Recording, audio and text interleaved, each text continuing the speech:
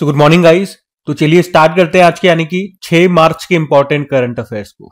और घर में ही इतनी शादियां चल रही है और खास शादियां होती है तो जाना बहुत जरूरी हो जाता है, और उसी कारण से आज फिर वीडियो लेट अपलोड हो रहा है। रीजन वही है, शादी वाला।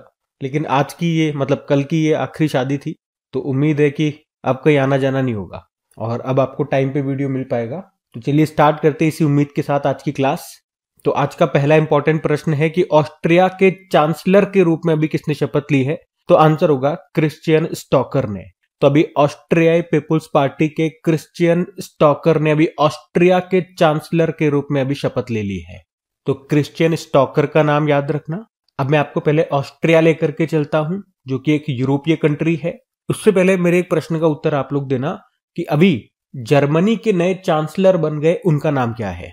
बाकी ये रहा मैप में ऑस्ट्रिया, कैपिटल इसकी वियना होती है। वियना अगर पूछे किस नदी के किनारे स्थित है, डैन्यूब नदी के किनारे।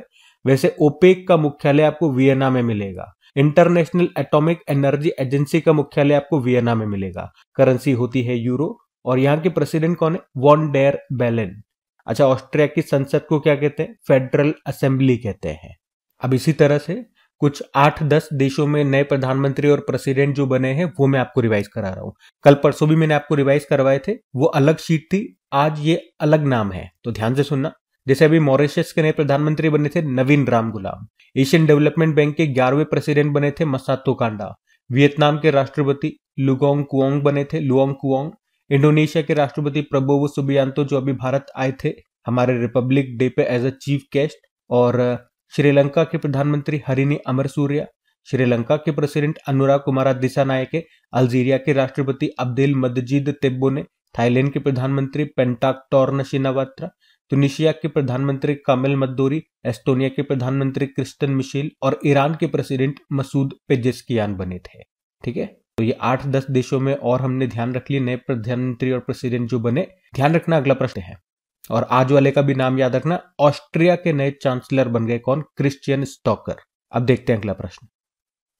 फिर अगले में पूछ रहे, अभी हाल ही में प्रधानमंत्री नरेंद्र मोदी ने दुनिया के सबसे बड़े वन्य जीव बचाव, संरक्षण और पुनर्वास केंद्र वनतारा का उद्घाटन ये कहां पर किया? तो आंसर होगा गुजरात में। तो अभी प्रधानमंत्री नरेंद्र मोदी ने अभी 4 मार्च 2025 को ही गुजरात के जामनगर में वनतारा का उद्घाटन किया। वनतारा ये एक चिड़ियाघर ही नहीं बल्कि एक वन्य जीव बचाव, संरक्षण और पुनर्वास केंद्र है, जिसकी स्थापना की है Reliance industries and Reliance foundation ने। रिलायंस फाउंडेशन इसकी स्थापना होती है, याद रखना, 2010 में, और इसके अध्यक्ष है नीता अंबानी। तो वनतारा आप कह सकते हो ये गुजरात के जामनगर में रिलायंस इंडस्ट्रीज के ऑयल रिफाइनरी कैंपस के भीतर 3000 एकड़ भूमि पर फैला हुआ। और आप यूं भी कह सकते हो कि ये दुनिया का सबसे बड़ा एकीकृत तेल रिफाइनरी परिसर भी है, ये जो रिलायंस इंडस्ट्रीज ऑयल रिफाइनरी है। और इस वनतारा में हाथियों के लिए दुनिया का सबसे बड़ा अस्पताल है। और आपको याद दिला दूं, अभी कुछ दिन पहले ही अभी वनतारा के राधे कृष्ण मंदिर हाथी कल्याण ट्रस्ट को भारत सरकार के द्वारा कॉरपोरेट श्रेणी में 2025 प्राणी मित्र पुरस्कार से सम्मानित किया गया था। ये पॉइंट भी नोट करना, ये भी इंपॉर्टेंट पॉइंट है। ठीक है, तो प्रश्न क्या था हमारा कि प्रधानमंत्री नरेंद्र मोदी ने भी दुनिया के सबसे बड़े वन्यजीव बचाव, संरक्षण और पुनर्वास केंद्र जिसका नाम वनतारा है उसका उद्घाटन कहाँ किया? गुजरात के जामनगर में। और जामनगर में भी जो रिलायंस इंडस्ट्रीज ऑयल रिफाइनरी का जो कैंपस है उसी के भीतर ये स्थित है। मतलब उसका कैंपस ही इतना बड़ा है कि उसके भीतर ये 3000 एकड़ में ये वनतारा स्थित है। अब बात देखो गुजरात की है यहाँ पे, तो गुजरात ले चलता हूं मैं आपको। ये रहा मैप में गुजरात। तो गुजरात की कैपिटल गांधीनगर होती है। मुख्यमंत्री भूपेंद्र पटेल, गवर्नर है आचार्य देवव्रत। यहाँ का राजकीय पक्षी ग्रेटर फ्लेमिंगो हो गया। पशु है एशियाई शेर। वृक्ष है बरगद का। पुष्प है गेंदे का। नृत्य है गरबा और डांडिया। और Vansda national park, Gir national park, black buck national park, marine national park. वैसे सरदार सरोवर बांध ये नर्मदा नदी पर है। उकाई बांध ताप्ती नदी पर है। कडाना बांध माही नदी पर। दांतीवाड़ा बांध ये बनास नदी पर आपको मिल जाएगा। और आप कह सकते हो भारत का सबसे लंबी तटीय रेखा वाला जो राज्य है वो गुजरात ही है। आओ गुजरात से कुछ करंट अफेयर्स के प्रश्न और रिवाइज कराऊं। ये 2025 वाले में आपको रिवाइज करा रहा हूं अभी। जैसे कि गुजरात सरकार ने भी भाषा संबंधी बाधाओं को दूर करने के लिए स्वर नाम से एक प्लेटफॉर्म लॉन्च किया था। देश की पहली तटीय और जल पक्षी गणना ये गुजरात ने की थी। और ये प्रश्न ध्यान रखना, ये देश का पहला समुद्री राष्ट्र उद्यान और पहला समुद्री अभयारण्य कहाँ पर है? कच्छ की खाड़ी, जामनगर, गुजरात में बना। उसके अलावा अभी बनासकांठा जिले को बांट करके या उसी से अलग करके एक नया जिला बना गुजरात का, वाव थराद नाम से, गुजरात का 34वां जिला। उसके अलावा पहला ओलंपिक अनुसंधान सम्मेलन 2025 ये हुआ गुजरात के गांधीनगर में। राष्ट्र सुशासन सम्मेलन 2025 ये गांधीनगर में हुआ। गुजरात सरकार ने किसकी अध्यक्षता में समान नागरिक संहिता का मसौदा तैयार करने के लिए 5 सदस्य समिति का गठन किया? रंजना देसाई। गुजरात का पहला जैव विविधता विरासत स्थल ये बना गुनेरी गांव। और 2025 में ही भारत की पहली तटीय और जल पक्षी जनगणना ये कहां पर की गई है? हमने पढ़ लिया, जामनगर, गुजरात में ही। और जल थल रक्षा अभ्यास अभी भारतीय सेना और तटरक्षक बल और समुद्री पुलिस के बीच में हुआ था, कहां पे? बेट द्वारका, गुजरात में ही। ठीक है, तो गुजरात से ये 2025 के अभी तक के इंपॉर्टेंट करंट अफेयर्स हमने पढ़ लिए। ध्यान में रखना। अगला प्रश्न देखते हैं। फिर अगले में पूछ रहे हैं अभी हाल ही में विश्व श्रवण दिवस ये कब मनाया गया? तो आंसर होगा 3 मार्च को। तो हर साल 3 मार्च को वर्ल्ड हियरिंग डे के रूप में मनाया जाता है। इसे मनाने की शुरुआत 2007 में होती है और इसे श्रवण हानि के बारे में जागरूकता बढ़ाने, कान और श्रवण देखभाल को बढ़ावा देने और श्रवण संबंधी चुनौतियों के समाधान के लिए कार्रवाई को प्रोत्साहित करने के लिए मनाया जाता है। तो सिंपल सा याद रखेंगे, 3 मार्च को वर्ल्ड हियरिंग डे के रूप में मनाया जाता है, विश्व श्रवण दिवस। और इसके अलावा अभी मार्च में 2-3 दिवस हम मना चुके हैं, जैसे कि अभी 1 मार्च को विश्व नागरिक सुरक्षा दिवस मनाया, 1 मार्च को ही शून्य भेदभाव दिवस और 1 मार्च को ही विश्व समुद्री घास दिवस मनाया था। और उसके अलावा भी 3 मार्च को विश्व वन्य जीव दिवस, वर्ल्ड वाइल्ड लाइफ डे के रूप में मनाया था। और 3 मार्च को ही वर्ल्ड हियरिंग डे, विश्व श्रवण दिवस के रूप में मना रहे हैं। ठीक है, तो ये ध्यान में रखना। 4-5 दिवस अभी तक हो चुके हैं। अगला प्रश्न देखते हैं। फिर अगले में पूछ रहे हैं हाल ही में एशिया और प्रशांत क्षेत्र में 12वां उच्च स्तरीय क्षेत्रीय 3R और सर्कुलर इकोनॉमी फोरम का आयोजन ये कहां पर किया गया? तो आंसर होगा जयपुर में। तो अभी 3 से लेके 5 मार्च 2025 तक राजस्थान के जयपुर में एशिया और प्रशांत क्षेत्र में 12वें क्षेत्रीय 3R और सर्कुलर इकोनॉमी फोरम का आयोजन किया गया। 3R मतलब हो गया रिड्यूस, रीयूज और रिसाइकल। और इसकी थीम भी है एशिया प्रशांत क्षेत्र में सतत विकास लक्ष्य और कार्बन तटस्थता प्राप्त करने की दिशा में सर्कुलर सोसाइटी का निर्माण। और इसका उद्घाटन किया हमारे जो ऊर्जा और आवास मंत्री हैं मनोहर लाल खट्टर जी ने।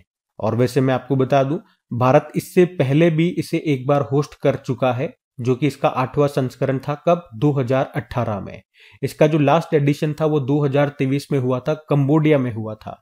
और इस बार इसका ये 12वां संस्करण है जो 2025 में हो रहा है भारत में भी कहां पे? राजस्थान की कैपिटल जयपुर में। अब कुछ इसी तरह से इंपॉर्टेंट समिट्स, कुछ सम्मेलन में आपको रिवाइज कराता हूं। अच्छा, जयपुर से पहले आप याद रखना, ये प्रश्न एग्जाम में पूछा जाता है कि राजस्थान के किस जिले में हाथी महोत्सव मनाया जाता है। ये प्रश्न एग्जाम में आया हुआ है, तो इसका उत्तर होगा जयपुर। और अभी आईफा अवार्ड्स 2025 जो कि इसका सिल्वर जुबली था, 25वां संस्करण था, ये भी जयपुर में हुआ। इससे पहले एक बार इसका आयोजन भारत में हुआ था 2019 में, वो मुंबई में हुआ था। उसके बाद अब जाकर के ये भारत में हो रहा है, कहां पर? जयपुर में। ये आप ध्यान रखना, आईफा अवार्ड्स की हम बात कर रहे हैं, 25वां संस्करण। चलो, कुछ समिट्स मैंने कहा आपको रिवाइज करवाने को। तो एक तो ये याद रखना कि अभी world audio visual entertainment summit ये अभी मई में होगा भारत में। भारत में कहां? मुंबई में होगा। पहली बार भारत इसको होस्ट कर रहा है, तो प्रश्न इंपॉर्टेंट है। अभी 31वीं राष्ट्रीय बाल विज्ञान कांग्रेस 2025 का आयोजन हुआ भोपाल में। ग्रामीण भारत महोत्सव 2025 का आयोजन हुआ नई दिल्ली में। 28वें राष्ट्रमंडल संसदीय सम्मेलन 2025 का आयोजन होगा भारत में। इंडिया एनर्जी वीक 2025 होगा नई दिल्ली में। काशी तमिल संगम 3.0 ये वाराणसी में होगा, मतलब हो चुका है। और 8वां इंडस फूड 2025 का आयोजन हुआ ग्रेटर नोएडा में। 15वां एरो इंडिया 2025 का आयोजन हुआ कहां पे? बंगलुरु में। तीसरा राष्ट्रीय खनन मंत्रियों का सम्मेलन ये भी कोणार्क उड़ीसा में हुआ। पहला ओलंपिक अनुसंधान सम्मेलन ये गुजरात के गांधीनगर में हुआ। तो ये इस तरह से 10 इंपॉर्टेंट समिट्स हमने और रिवाइज कर लिए। ये सारे 2025 वाले ही हैं। ठीक है, तो ध्यान में रखना। अगला प्रश्न देखते हैं। फिर अगले में पूछ रहे हैं अभी हाल ही में मुख्यमंत्री एकल महिला स्वरोजगार योजना को किसने मंजूरी दी है? तो आंसर होगा उत्तराखंड ने। तो अभी उत्तराखंड सरकार ने एकल महिलाओं के लिए मुख्यमंत्री एकल महिला स्वरोजगार नाम से एक योजना शुरू की है। क्या होगा इसमें? अच्छा, पहले बात करें एकल महिला से क्या मतलब हो गया। नाम से समझ में आ रहा है, जो अकेली महिलाएं हैं, या तो वो अविवाहित हों, या फिर वो तलाकशुदा हों, या फिर ऐसी महिलाएं जिनके हस्बैंड की डेथ हो जाती है, वो किसी और पर अब निर्भर हो गई हो, डिपेंड हो गई हो, या दिव्यांग हो, तो ऐसी महिलाओं को सरकार 2 लाख रुपए देगी ताकि वो अपना कोई रोजगार शुरू कर सके। देखो नाम से ही पता चल रहा है, मुख्यमंत्री एकल महिला स्वरोजगार, एकल महिलाओं को स्वरोजगार शुरू करने के लिए यहाँ पे सरकार कुछ रुपये दे रही है। कितने? 2 लाख रुपए दे रही है। लेकिन इसमें भी एक कंडीशन है कि इस राशि का 75% यानी कि लगभग 1.5 लाख रुपए तो उनको अनुदान के रूप में मिलेंगे, मतलब ग्रांट मिलेगा। आप कह सकते हो एक तरह से सब्सिडी हो गई वो, मतलब वो उनको चुकाने की जरूरत नहीं है। बाकी की जो राशि होगी ना 25%, वही उनको वापस लौटानी होगी। ठीक है, तो सिंपल सा याद रखेंगे, मुख्यमंत्री एकल महिला स्वरोजगार योजना भी शुरू की किसने? उत्तराखंड सरकार ने। अब उत्तराखंड में आपको लेकर के चलूंगा, लेकिन इसी तरह महिलाओं के लिए भी अलग अलग राज्यों ने कुछ योजनाएं शुरू की थी। पहले मैं आपको वो रिवाइज करवा देता हूं।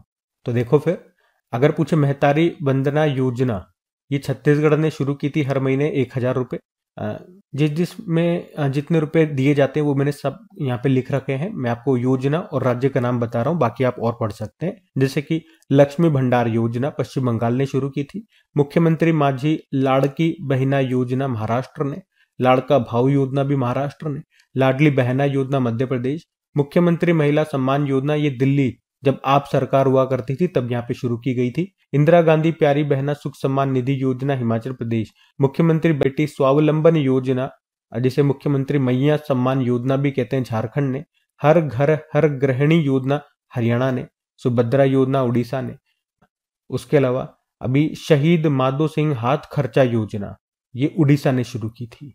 और ये जितनी भी योजनाएं मैंने आपको रिवाइज कराई है, ये कहीं ना कहीं महिलाओं को ध्यान में रख करके ही शुरू की गई है। अब आज वाली जो हमारी योजना थी वो मुख्यमंत्री एकल महिला स्वरोजगार योजना है, उसको भी मैं यहाँ पे अपडेट कर दूंगा। बाकी उत्तराखंड ने शुरू किए उसे, तो ये रहा मैप में उत्तराखंड। देखो इसकी 2 कैपिटल आपको देखने को मिलेगी। इसकी विंटर कैपिटल देहरादून हो जाती है, समर कैपिटल इसकी गैरसैंण है, और मुख्यमंत्री पुष्कर सिंह धामी हो गए, गवर्नर हैं गुरमीत सिंह। टिहरी डैम आपको यहीं पर मिलेगा भागीरथी नदी पर, और ये भारत का सबसे ऊंचा डैम भी है। जिम कॉर्बेट नेशनल पार्क हो गया, ये भारत का सबसे पुराना नेशनल पार्क है। अभी इसको रामगंगा नदी इसमें से निकलती है, तो रामगंगा नदी के ऊपर इसका नाम रख दिया। पहले इसका नाम हेली नेशनल पार्क हुआ करता था। उसी के साथ राजाजी टाइगर रिजर्व भी आपको यहाँ मिल जाएगा, और फूलदेई त्योहार मनाया जाता है। मक्खन महोत्सव अंडूरी यहाँ होता है, हरेला उत्सव होता है यहाँ पे। यहाँ का राजकीय पशु अल्पाइन कस्तूरी मृग है, पक्षी है हिमालयन मोनाल, और फूल है ब्रह्म कमल, मछली है प्यूटीटुर महसीर। कुछ लेटेस्ट करंट अफेयर्स में आपको यहाँ से रिवाइज कराऊं तो याद रखना, नीति आयोग ने जो sustainable development goal India index 2023-24 जारी किया था, इसमें भारत का स्कोर 71 था। ये वाला प्रश्न अभी एग्जाम में पूछा गया था, और इसमें टॉप पे केरल और उत्तराखंड रहा। संपत्ति क्षति वसूली अधिनियम लागू करने वाला तीसरा राज्य उत्तराखंड है, और तीसरा राज्य है तो इससे पहले 2 राज्य कौन है? हरियाणा और यूपी। और अभी 38वें नेशनल गेम्स हुए, हमने देखा 2025 में, कहाँ पे? उत्तराखंड में। और इसका मैस्कॉट क्या था? मौली। एंथम था संकल्प से शिखर तक, पहले स्थान पे सर्विसेज रहा, दूसरे पे महाराष्ट्र। पहली वाइन पर्यटन नीति किसने लॉन्च की? उत्तराखंड ने। किस राज्य ने भारत की पहली योग नीति शुरू की? उत्तराखंड ने। समान नागरिक संहिता यानी कि यूनिफॉर्म सिविल कोड अपनाने वाला पहला राज्य उत्तराखंड ही है। अभी 27 जनवरी 2025 को लागू हुआ ये। उसके अलावा सकल पर्यावरण उत्पादन सूचकांक जारी करने वाला पहला राज्य भी उत्तराखंड है। ठीक है, तो उत्तराखंड से ये प्रश्न और ध्यान में रखना। अगला प्रश्न देखते हैं फिर अगले में पूछ रहे, अभी हाल ही में जलवायु बजट पर ध्यान केंद्रित करने वाला पहला शहरी निकाय कौन सा है? तो आंसर होगा अहमदाबाद। तो अभी अहमदाबाद नगर निगम अपने बजट में अलग जलवायु परिवर्तन यानी कि क्लाइमेट चेंज को अपने बजट में शामिल करने वाला पहला शहरी निकाय बन गया है। मतलब अपने बजट में क्लाइमेट चेंज की बात करने वाला, उससे संबंधित परियोजनाओं को शामिल करने वाला पहला शहरी निकाय बन गया है, कहने का मतलब ये है। और इसी तरह से 2-4 पॉइंट में आपको और याद दिलाता हूं। अगर पूछे किस नगर निगम ने आम लोगों के लिए कैश फॉर वेस्ट योजना शुरू की थी? पटना नगर निगम ने। और सीबीडीसी का इस्तेमाल करने वाला पहला नगर निगम कौन सा बना था? पटना नगर निगम। सीबीडीसी मतलब सेंट्रल बैंक डिजिटल करेंसी। उसके अलावा ग्रीन बॉन्ड जारी करने वाला पहला नगर निकाय ये गाजियाबाद था, और दूसरा बन गया था इंदौर। ईपीआर क्रेडिट पाने वाला पहला नगरीय निकाय तो ये बना था इंदौर नगर निकाय। ईपीआर मतलब एक्सटेंडेड प्रोड्यूसर रेस्पॉन्सिबिलिटी, ठीक है, तो ये भी ध्यान में रखना। और जो आज हमने पढ़ा वो था जलवायु बजट पर ध्यान केंद्रित करने वाला पहला शहरीय निकाय, ये अहमदाबाद बना। अगला प्रश्न देखते हैं। फिर अगले में पूछ रहे हैं, अभी हाल ही में पहली डॉल्फिन गणना के अनुसार सर्वाधिक डॉल्फिन की संख्या वाला राज्य कौन सा है? तो आंसर होगा उत्तर प्रदेश। एक्चुअली में अभी 3 मार्च को वर्ल्ड वाइल्ड लाइफ डे के मौके पर प्रधानमंत्री नरेंद्र मोदी ने राष्ट्रीय वन्यजीव बोर्ड की 7वीं बैठक की अध्यक्षता की। कहां? गुजरात के गिर अभ्यारण्य में। और इसी मौके पर या इसी बैठक के दौरान प्रधानमंत्री नरेंद्र मोदी जी ने पहली बार नदी डॉल्फिन पर एक रिपोर्ट जारी की है, जिसके अनुसार देश में नदी डॉल्फिन की कुल संख्या 6,327 बताई गई है।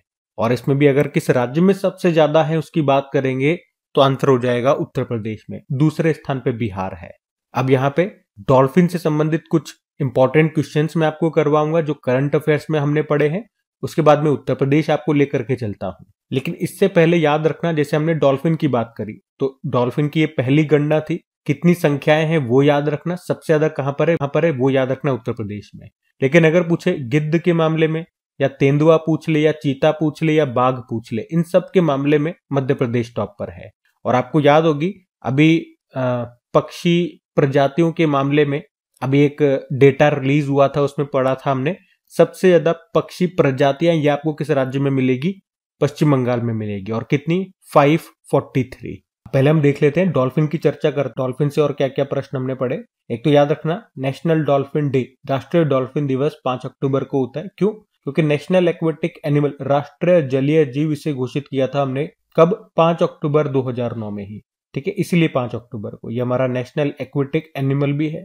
स्थानीय रूप से इसे सूसू के नाम से जानते हैं। इसका साइंटिफिक नेम प्लाटनिस्टा गांगेटिका होता है। ये मीठे पानी की डॉल्फिन है और वास्तव में ये दृष्टिहीन होती, दिखाई नहीं देता। और डॉल्फिन के लिए किस राज्य में गंगा डॉल्फिन अभ्यारण्य स्थापित किया गया? बिहार के भागलपुर में। और इस अभ्यारण्य का नाम है विक्रमशिला गंगा डॉल्फिन। और अगर पूछे कि भारत का पहला नेशनल डॉल्फिन रिसर्च सेंटर आपको कहाँ मिलेगा? ये पटना बिहार में। किस राज्य ने गंगा डॉल्फिन को राज्य जलीय जीव बनाया? तो उत्तर प्रदेश ने।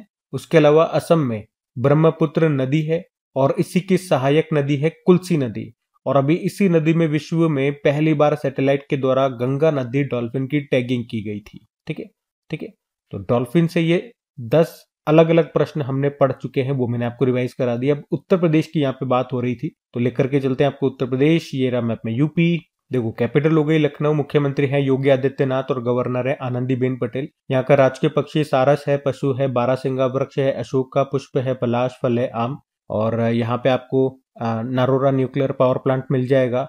उसके अलावा देश का 53वां और राज्य का चौथा टाइगर रिजर्व ये बना था रानीपुर टाइगर रिजर्व। देश का 33वां और राज्य का दूसरा एलिफेंट रिजर्व बना था तराई एलिफेंट रिजर्व।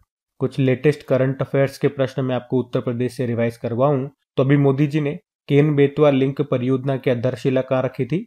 मध्य प्रदेश के खजुराहो में। ये देश की पहली नदी जोड़ो परियोजना है और इससे मध्य प्रदेश और उत्तर प्रदेश दोनों को फायदा होगा। संस्कृति उत्सव ये उत्तर प्रदेश में मनाया गया था।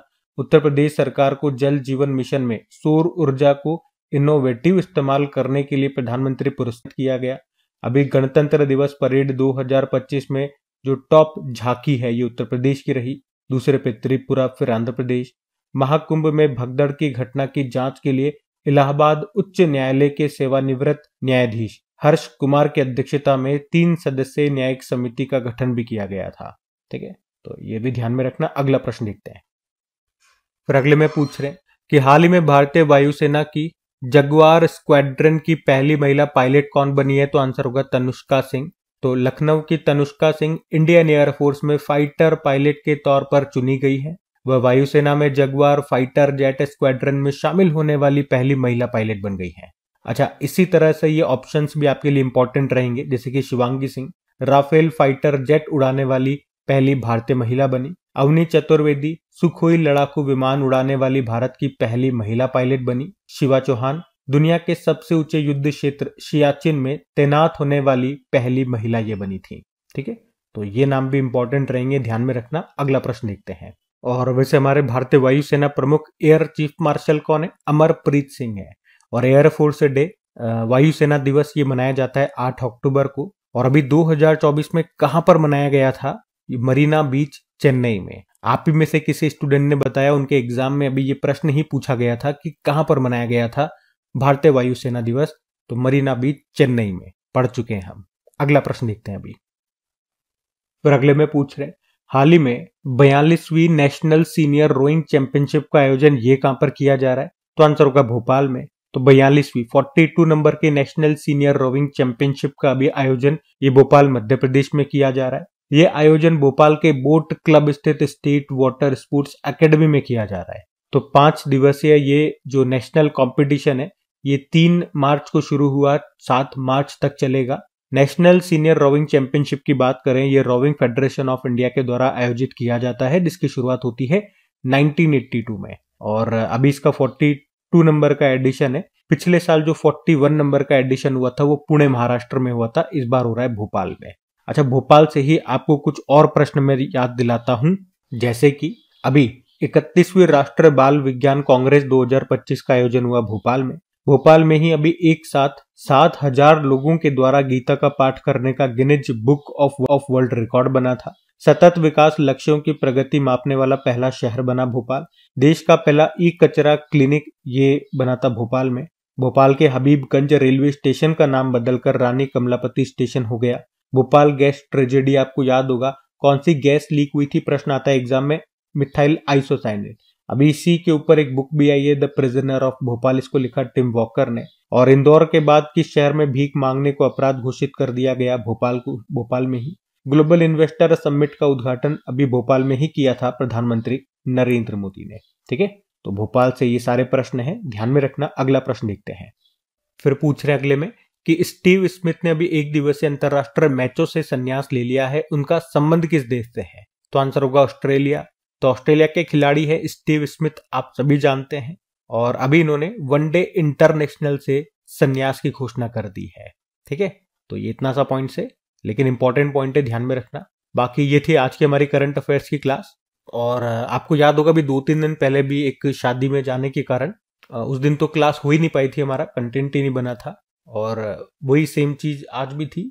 लेकिन चलो ठीक है, वीडियो अपलोड थोड़ा लेट हो गया, क्लास की छुट्टी नहीं हुई। मुझे इस बात की तसल्ली है कि जैसे तैसे क्लास हो गई, क्योंकि जिस दिन क्लास नहीं हो पाती आप लोगों की तरह मुझे भी बुरा लगता है, मुझे भी बहुत अधूरा सा लगता है। कभी कभी ऐसा सिचुएशन आ जाता है, तो मैं भी उम्मीद करता हूं कि क्लास कैसे भी चली जाए, बस एक बार लेट चली जाए, देर सवेर बस चली जाए, ताकि वो गैप न रहे। बाकी अगर सेशन पसंद आए, मेहनत अच्छी लगे, तो वीडियोस को लाइक जरूर करना और दोस्तों के साथ में एक बार शेयर जरूर करना। बाकी इनकी क्विज आपको मिल जाती है क्रैक एग्जाम एप्लीकेशन पे, पीडीएफ आपको मिल जाती है क्रैक एग्जाम एप्लीकेशन पे। और अभी इन्हीं शादी ब्याह के चक्कर में टाइम नहीं मिल पाया था, पीडीएफ नहीं बन पाई थी, अपलोड नहीं हुई थी। तो वैसे तो कल बची हुई मैंने सारी अपलोड कर दी थी, अगर एक आध बच रही होगी तो वो आज अपलोड हो जाएगी। क्रैक एग्जाम एप्लीकेशन इंस्टॉल कर लीजिएगा, लिंक डिस्क्रिप्शन बॉक्स में है, या गूगल प्ले स्टोर से भी आप उसे इंस्टॉल कर सकते हैं। चलो अभी कल के करंट अफेयर्स का मैं आपको क्विक रिवीजन करा दूं, फिर हम सेशन एंड करते हैं। अच्छा, उससे पहले कल वाले टेस्ट में जो टॉप 10 स्टूडेंट्स हैं, उसमें टॉप 10 में कौन रहे, और कौन सा टेस्ट जो डेली हमारा 20 इंपॉर्टेंट क्वेश्चंस का जो हम टेस्ट लेते हैं, जिसमें पिछले एक साल के करंट अफेयर से टॉप 20 क्वेश्चंस में आप लोगों के लिए लेकर के आता हूं। तो उसमें जो फर्स्ट रैंक है वो मिलती है विनय कुमार को। उसके अलावा निलय है, भोनुदीप है, सबा है, शर्मिता हो गई, नीलम, अप्रतिम, कमलेश कुमार, विजया और संतोष। आप सभी को कांग्रेचुलेशन कि आपका टेस्ट में अच्छा परफॉर्मेंस रहा। बाकी आप सभी को भी जो भी टेस्ट लगा रहे हैं और प्रैक्टिस कर रहे हैं, इसी तरह से डेली प्रैक्टिस जारी रखिए, और आप खुद से फील करोगे, मेरे को कहने की जरूरत नहीं पड़ेगी, कि आपके अंदर इंप्रूवमेंट आ रहा है। जो पिछले एक साल में आपने पढ़ा है वो इस सीरीज के माध्यम से आप अच्छे से रिवाइज कर पा रहे हो, क्योंकि इसमें भी आपको लगेगा कि बहुत सारे क्वेश्चन आपके गलत भी हो रहे हैं, और गलत हो रहे हैं ये अच्छी बात है कि आपको उन्हें सुधारने का मौका मिल रहा है। अगर भूल चुके हो तो याद करने का मौका मिल रहा है मेन एग्जाम में जाने से पहले, तो ये अच्छी बात है। जो भी गलतियां होनी है मेन एग्जाम के पहले पहले हो जाए, वहां नहीं होना चाहिए, उससे पहले हो रही है, ये अच्छी बात है। बस उसे सुधार लेना, उस पर आपको वर्क करना है। इन क्विजेस को बार बार लगाते रहना, क्योंकि सारे इंपॉर्टेंट क्वेश्चन ही हैं, बार बार लगाते रहो ताकि ये रिपीटेशन में रहे आपके।